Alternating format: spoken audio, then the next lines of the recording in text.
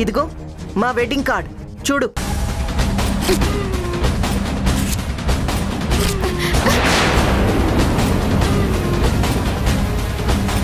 ఇలాంటి wedding cards 100 సృష్టిస్తాను. Wedding card అంటే నువ్వు సృష్టిస్తావు, మరి Aadhaar card, passport, pan card ఇంకా ఏమేం చూపించమంటావు? నీకు ఏ ఆధారం కావాలంటే ఆ ఆధారం చూపిస్తాను. చూస్తావా?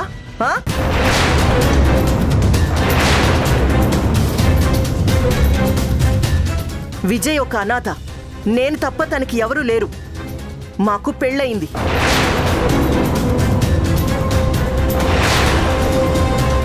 మా జీవితంలోకి అనవసరంగా మీరు ఇన్వాల్వ్ అయ్యారంటే మర్యాదగా ఉండదు.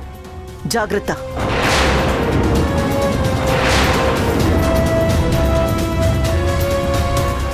చూడు, నువ్వు ఇలాంటివన్నీ చెప్పినా సరే నేను నమ్మను. ఎందుకంటే నువ్వేంటో నీ చరిత్ర ఏంటో నాకు బాగా తెలుసు. ఈ రోజు నా భర్తను నేను తీసుకునే ఇక్కడి నుంచి వెళ్తాను. అనవసరంగా నువ్వు మధ్యలో కల్పించుకున్నావంటే నీ ప్రాణాలు తీయడానికి కూడా నేను వెనకాడను. భరత్ గారు, ఎక్స్క్యూజ్ మీ.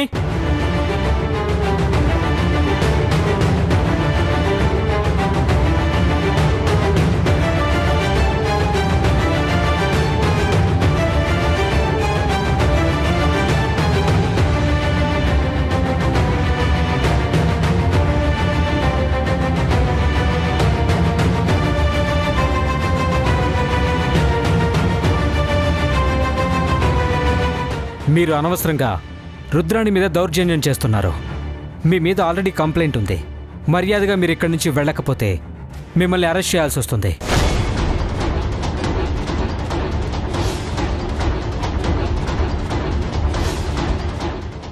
ఎవరి మీద కంప్లైంట్ చేశారు?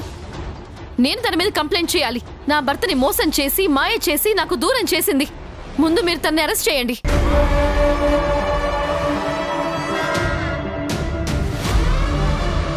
చూడండి మేడం, మీరొక లాయర్. మీకు లా అండ్ ఆర్డర్ గురించి ప్రత్యేకంగా చెప్పాల్సిన పనేం లేదు. ఆల్రెడీ తను మీ మీద ముందుగానే కంప్లైంట్ ఇచ్చింది. ముందు ఎవరు కంప్లైంట్ ఇస్తే వాళ్ళనే మేము కన్సిడర్ చేస్తాం. మీరిక్కడ ఏమాత్రం గొడవ చేసినా మిమ్మల్ని అరెస్ట్ చేసే అధికారం మాకుంది. దయచేసి మీరు ఇక్కడి నుంచి వెళ్ళిపోండి. లేదు ఇన్స్పెక్టర్, ఇదంతా తను చేస్తున్న మోసం. ఇక్కడ నా భర్త ఉన్నాడు. ఏం మాట్లాడుతున్నారు మేడం? మీ భర్త చనిపోయాడని ఆల్రెడీ రికార్డ్స్లో ఉంది.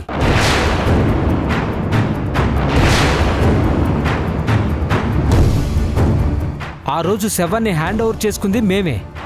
మీ భర్త శవానికి పోస్ట్ మార్టం పూర్తి చేయించింది కూడా మేమే.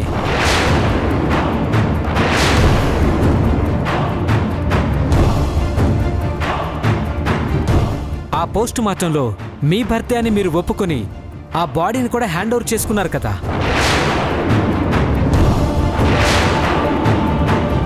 మళ్ళీ మీరు ఇక్కడికి వచ్చి అతన్ని మీ భర్త అంటారేంటి?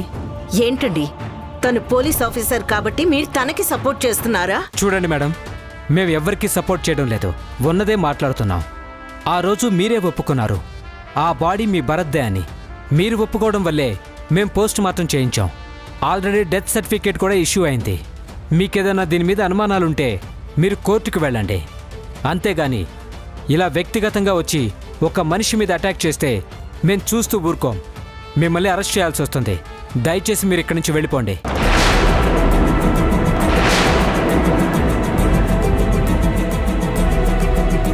చూడు చంద్రిక, నువ్వు ఎంత ప్రయత్నం చేసినా సరే భరత్ తిరిగి రాడు. అర్థమైందా?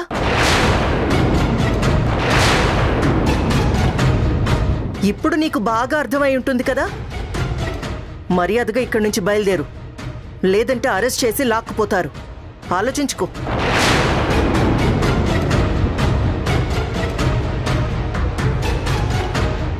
చూడండి, ఇన్నాళ్ళు మీ ఇంట్లో ఉన్నాను కాబట్టి ఆ ఒక్క కర్టసీతో మిమ్మల్ని అరెస్ట్ చేయించకుండా వదిలేస్తున్నాను. మర్యాదగా ఇక్కడి నుంచి వెళ్ళిపోండి, లేదంటే నా రియాక్షన్ ఎలా ఉంటుందో మీకు బాగా తెలుసు. ఏయ్, get lost.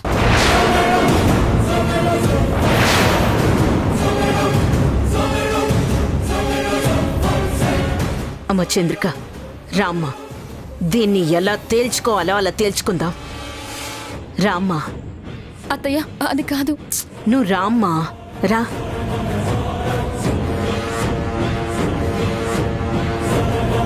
Thank you inspector. It's okay madam, రండి.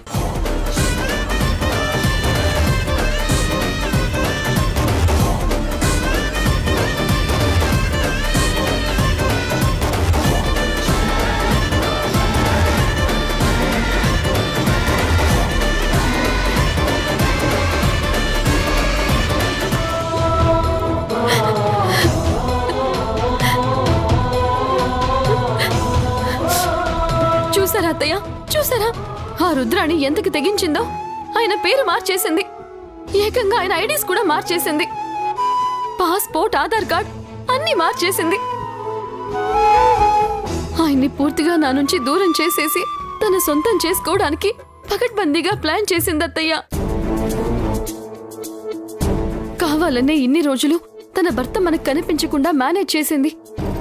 ఎంత ప్లాన్ చేసిందో చూడండి అత్తయ్య. అసలు ఎంత జరుగుతూ ఉంటే భరత్ ఎలా మౌనంగా ఉన్నాడో నాకు అర్థం కావట్లేదు.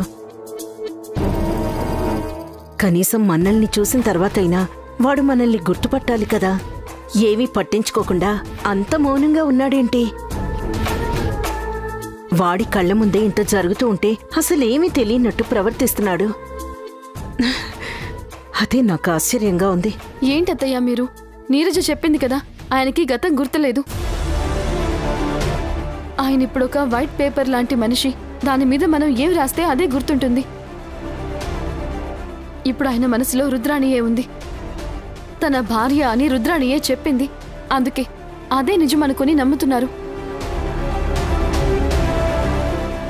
ఇప్పుడు మనం ఎలాగైనా సరే ఆయనకి నిజమేంటో తెలిసేలా చేయాలి. నేనే ఆయన భార్యనని, మీరే ఆయన కన్న తల్లి అని, మాకొక బిడ్డ కూడా ఉందని ఆయనకి గుర్తొచ్చేలా చేయాలత్తయ్య. లేకపోతే ఆయన శాశ్వతంగా మనకి దూరం అయిపోతారు. ఎంత పనిచేసిందో చూడండి అత్తయ్య. ఆ రోజు ఆయన మన కళ్ళ ముందే చనిపోయినట్టుగా నమ్మించింది. తనే బాంబ్ బ్లాస్ట్ చేసి ఎవరిదో శవాన్ని తీసుకొచ్చి అక్కడ పెట్టి ఆయనే భరత్ అని చెప్పి మనల్ని నమ్మించింది. రెండో కంటికి తెలియకుండా ఆయన్ని పెళ్లి చేసుకున్నాను అని చెప్పి ఆయన్ని నమ్మేలా చేసింది. దీన్ని ఇలాగే వదిలేశామంటే ఎంతకైనా తెగిస్తుంది అత్తయ్య. ఉండు, అసలు ఆ నీర్జకు ఫోన్ చేసి ఆ రుద్రాణి ఆలోచన ఏంటో, తను నెక్స్ట్ టైం ప్లాన్ చేస్తుందో అంతా తెలుసుకుందాం.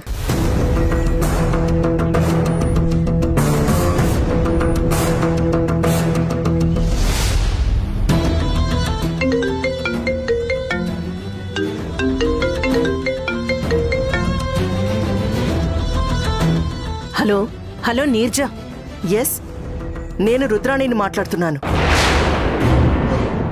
అంటే నీరజ్తో మాట్లాడి దాని దగ్గర నుంచి రహస్యాలన్నీ తెలుసుకుని ఏం సాధిద్దాం అనుకుంటున్నారు అత్తయ్య?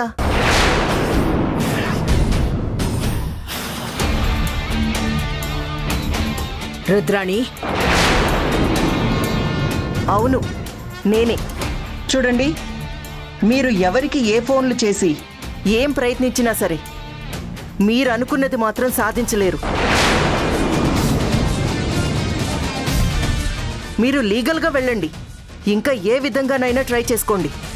కానీ అతను మాత్రం నా భర్త, నాకు మాత్రమే దక్కుతాడు. నోర్ముయ్! నువ్వు చేసిన మోసం గురించి తెలీదనుకున్నావా? వాడు నా కొడుకు. ఏంటి, మీ కొడుకా?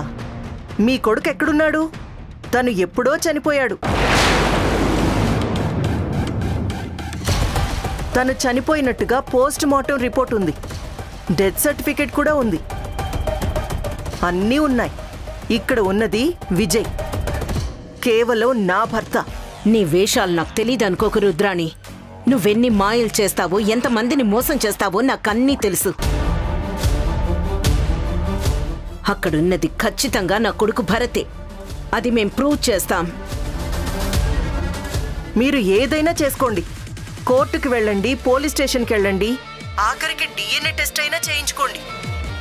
ఏం చేసినా సరే ఇక్కడున్నది మాత్రం విజయ్ అనే ప్రూవ్ అవుతుంది. భరత్ ఇప్పుడు లేడు, అర్థమైందా? ఇప్పటికైనా నిజం తెలుసుకొని మీ బతికేదో మీరు బతికితే మంచిది. అనవసరంగా నా లైఫ్లోకి ఎంటర్ అయ్యారంటే నేను ఏం చేస్తానో మీకు బాగా తెలుసు కదా. Be careful.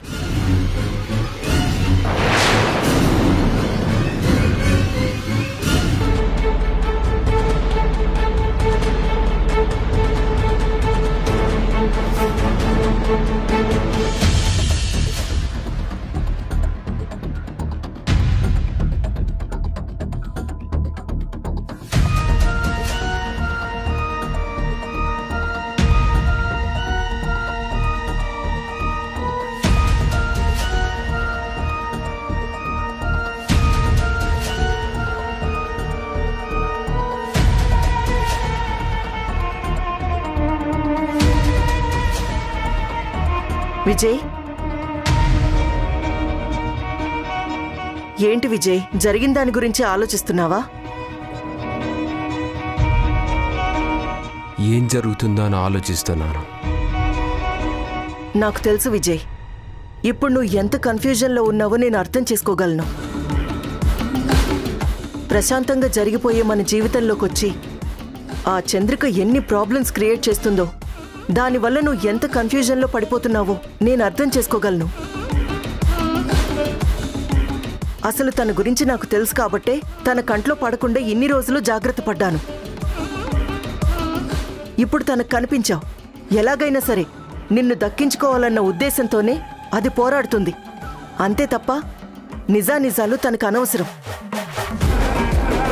నువ్వు కేవలం తన భర్తలాగా ఉండడం వల్ల నువ్వే తన భర్త అని అబద్ధాలు చెప్పి చిన్నగా నిన్ను సొంతం చేసుకోవాలని చూస్తుంది. అలాంటి వ్యక్తికి మనం చాలా దూరంగా ఉండాలి విజయ్. విజయ్, నీకు గుడ్ న్యూస్ చెప్పాలి. మనకి వీసా శాంక్షన్ అయింది. అవును విజయ్, నేను ఆ వీసా కోసమే ఇన్ని రోజులు వెయిట్ చేశాను. అదొచ్చేసింది. ఇక మనం ఇక్కడ ఉండాల్సిన అవసరం లేదు. ఈ దేశం వదిలిపెట్టి వెళ్ళిపోదాం. ఆ చంద్రికకి, ఇక్కడి మనుషులకి, అందరికీ దూరంగా వెళ్ళిపోదాం. ఇది కనుక దేశం దాటి వెళ్ళిపోయిందంటే ఇక జన్మలో చంద్రిక మళ్ళీ భరత్ని చేరుకోలేదు. ఏదో ఒకటి చేయాలి. ఇంకా ఆలస్యం చేయొద్దు విజయ్. మనం ఈ దేశం వదిలిపెట్టి వెళ్ళిపోదాం. రేపే ఫ్లైట్ టికెట్స్ బుక్ చేస్తాను. ఎంత ఖర్చైనా సరే మన ప్రయాణం రేపే. అన్ని ఏర్పాట్లు చేస్తాను. రుద్ర, మనం వెళ్లే ముందు ఒక ముఖ్యమైన వ్యక్తిని కలవాలి. ఎవరు విజయ్? చంద్రిక.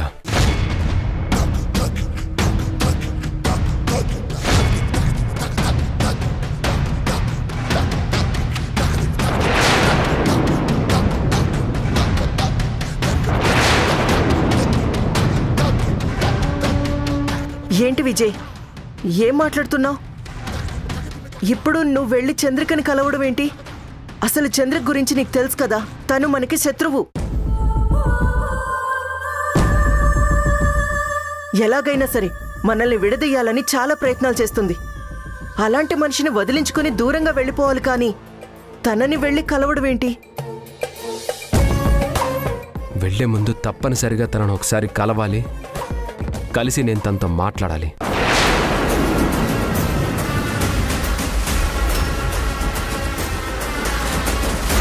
ఏం మాట్లాడుతున్నావు విజయ్? అసలు అయినా నీకు తనకి పరిచయమే లేదు. అలాంటిది అక్కడికెళ్ళి ఏం మాట్లాడతావు? చూడు, ఇప్పుడు నువ్వు ఏం మాట్లాడినా నువ్వే తన భర్తని చెప్తుంది విజయ్. తనకి వీలైనంత దూరంగా ఉండాలి, కానీ తనతో మాట్లాడాల్సిన అవసరమే లేదు. ఇప్పుడు నువ్వు ఎక్కడికి వెళ్ళొద్దు విజయ్. ఇవన్నీ కాదు రుద్ర. ఇప్పుడు తన దగ్గరికి నువ్వు నన్ను తీసుకుని వెళ్తావా, లేదంటే నన్నే వెళ్ళమంటావా? అది కాదు విజయ్. చూడు, నేను తనతో మాట్లాడాలి. నేను కొన్ని విషయాలు క్లారిటీగా వాళ్ళకి చెప్పాలి. నువ్వు అర్జెంటుగా నన్ను తీసుకెళ్తావా లేదా? మేడం, విజయ్ గారు అంతలా అడుగుతుంటే ఎందుకు మొహమాట పడతారు? తీసుకెళ్ళండి. ఆయన ఏదో మాట్లాడతానంటున్నారు కదా. నీరజ, నువ్వు నోరు మూసుకోవి. నువ్వు ఎంతలో ఉండాలో అంతలో ఉండు. అనవసరమైన విషయాల్లో జోక్యం చేసుకున్నావంటే చంప పగిలిపోతుంది. తన అన్న దాంట్లో తప్పే ఉంది. నేను మాట్లాడాలనే అడుగుతున్నాను కదా. సరే, నువ్వు రావద్దు. అడ్రస్ చెప్పు, నేనే వెళ్తాను. నన్ను చెప్పమంటారా బాబు? అవసరం లేదు, నేను వస్తున్నాను విజయ్. సరే, పద.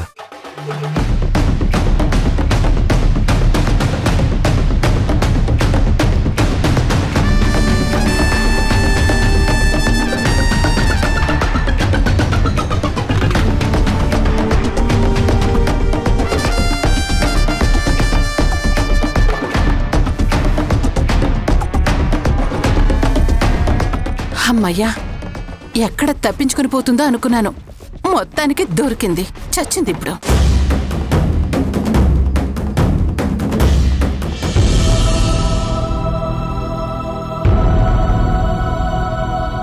ఏంటి భగవంతుడా ఇది? నా జీవితంలో నుంచి నా భర్తని దూరం చేశావు అని బాధపడుతున్న సమయంలో ఆయన్ని మళ్ళీ చూపించావు. నా మీద కరుణించి నా భర్త నాకు చూపించావు అని సంతోషపడే సమయానికి ఆయనకి గతం గుర్తు లేకుండా చేశావు. ఇప్పుడు నా కళ్ళ ముందుంది నా భర్తే అని తెలిసినా కానీ ఆయన నన్ను గుర్తుపట్టడం లేదు. నేనెంత చెప్పినా నా బాధ ఎవరూ వినిపించుకోవడం లేదు. ఇప్పుడు నేనేం చేయాలి స్వామి? నా భర్తను నేను ఎలా కాపాడుకోవాలి? నేనే ఆయన తాళి కట్టిన భార్య అని ఆయన గుర్తొచ్చేలా ఎలా చేయాలి? నాకేం అర్థం కావడం లేదు స్వామి. ఇంత చేసిన వాడివి, నువ్వే నాకు ఒక దారి చూపించు.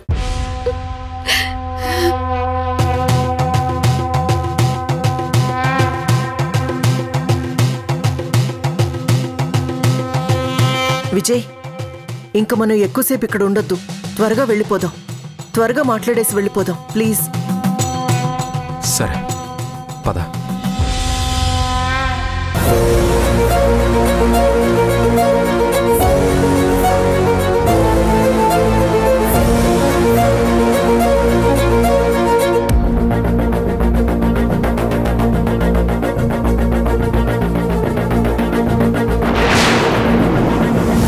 చంద్రిక, చంద్రిక, త్వరగా రా.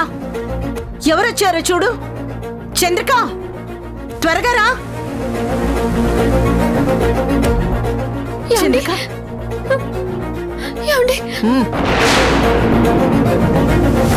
చూడు చంద్రిక, అతను నా భర్త. కొంచెం దూరంగా ఉండి మాట్లాడితే నీకే మంచిది. అర్థమైందా?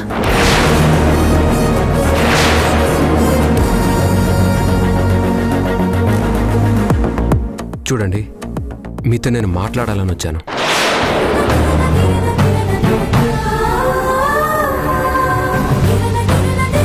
అసలు ఎవరండి మీరు? ఎందుకు నా భార్యను ఇంత ఇబ్బంది పెడుతున్నారు? మా జీవితంలోకి వచ్చి ఎందుకు మీరు ఇట్లా అనవసరంగా ప్రాబ్లమ్స్ క్రియేట్ చేస్తున్నారు?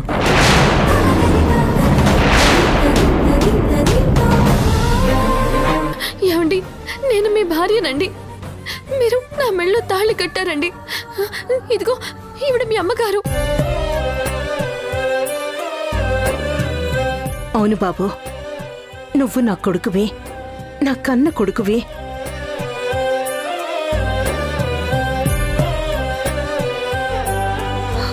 అదిగో ఆ ఫోటో చూడు, భానుమతమ్మ.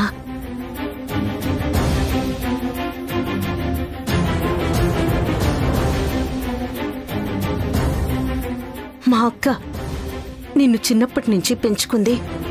గుర్తుకొస్తోందా? ఏంటండి మీరు? పెద్దవాళ్ళయ్యుండి మీ కోడలకు కాస్తంత బుద్ధి చెప్పాల్సింది పోయి మీరు కూడా తనతో పాటు ఇలా మాట్లాడతారేంటి?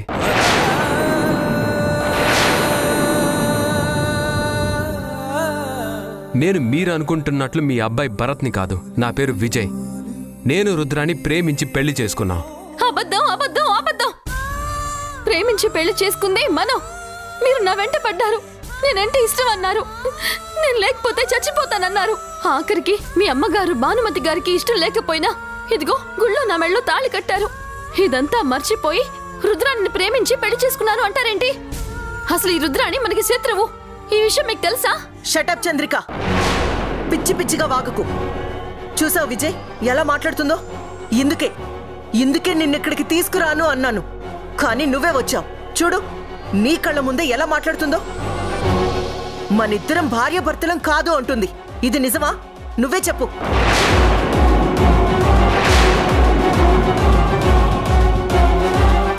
చూడండి, మీ భర్త చనిపోయాడు అనే మాట ఎంత నిజమో, నేను విజయ్ని, నేను రుద్రాణిని ప్రేమించి పెళ్లి చేసుకున్నాననే మాట అంతే నిజం.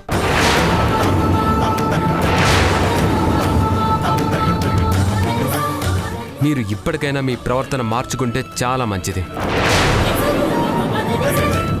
ఇలా పెళ్ళైన మగాడి వెనకాల తిరగడం, ఇంకొకరి భర్తని నా భర్త అనడం అది పద్ధతి అనిపించుకోదు.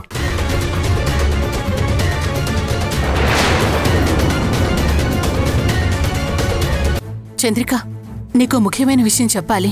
ఏంటో చెప్పు నీరజ. రేపు ఉదయాన్నే భరత్ బాబుని ఇక్కడి నుంచి మార్చేయాలని రుద్రాణి ప్లాన్ చేస్తుంది. మీరు వెంటనే వచ్చి ఆపకపోయారంటే ఇక మీరు మళ్ళీ భరత్ బాబుని చూడలేరు. అత్తయ్య, ఆయన దేశం నుంచి తప్పించడానికి ఆ రుద్రాణి ప్లాన్ చేస్తుందంట.